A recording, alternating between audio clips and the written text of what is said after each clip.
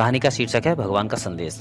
एक बार महाराज कृष्णदेव राय के मन में एक विशाल शिवालय बनवाने की इच्छा उपजी। उन्होंने मंत्री को बुलाकर आदेश दिया कि शिवालय के लिए कोई उपयुक्त स्थान खोजा जाए। इसके लिए मंत्री ने नगर के समीपवर्ती जंगल के एक भूखंड को चुना। तुरंत ही उस स्थान की सफाई का कार्य प्रारंभ हो गया। जब उस स्थान की सफाई की जाने लगी तो वहां किसी पुराने शिवालय के खंडर मिले, जिनकी खुदाई करने पर वहां से भगवान शंकर की सोने की एक आदमकद प्रतिमा मिली। सोने की ठोस मूर्ति को देखकर मंत्री के मन में लालच आ गया और उसे उठाकर चुपचाप अपने घर पहुंचवा दिया। वहां खुदाई करने वाले मजदूरों में तेनालीराम के आदमी भी थे। उन्होंने इस बात की इत्तला तुरंत ही तेनालीराम को दे दी। सुनकर तेनालीराम चुप रहा और मौके का इंतजार करने लगा। उधर भूमि पूजन के बाद शिवालय का निर्माण कार्य शुरू हो गया। एक दिन दरबार लगा हुआ था, तभी महाराज ने एकाएक दरबारियों से पूछा कि भगवान की मूर्ति कैसी बनवाई जाए। दरबारी अपनी अपनी राय देने लगे। महाराज कुछ तय नहीं कर पाए और बात दूसरे दिन के लिए अटक गई। दूसरे दिन जब दरबार लगा तो महाराज दरबार में एक जटाजूटधारी सन्यासी ने प्रवेश किया। महाराज ने सिंहासन से उठकर उनका स्वागत कर सम्मान सहित आसन दिया।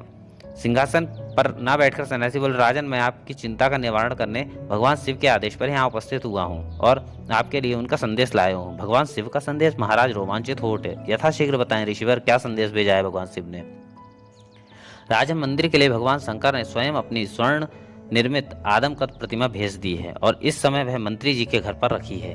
उसे वहां से उठवाकर मंदिर में प्रतिष्ठित कर दो। बम बम भोले कहकर साधु चला गया। महाराज ने मंत्री की ओर देखा। मंत्री तो पहले ही हकबकाया सा था कि उस साधु को प्रतिमा की बात कैसे पता चली, मगर अब चूंकि पोल खुल चुकी थी अतः उसने स्वीकार किया कि प्रतिमा खुदाई से प्राप्त हुई थी। तभी महाराज को कुछ ध्यान आया और उन्होंने दरबार में चारों तरफ नजर दौड़ाई। तेनालीराम वहां कहीं नहीं था। थोड़ी देर ही गुजरी थी कि तेनालीराम वहां आ गया। उसे देखकर सभी हंस पड़े। एक सभासद बोले, महाराज, शायद यही थे वे साधु बाबा। कपड़े और जटा तो उतार आए मगर कंठी माला उतारने भूल गए।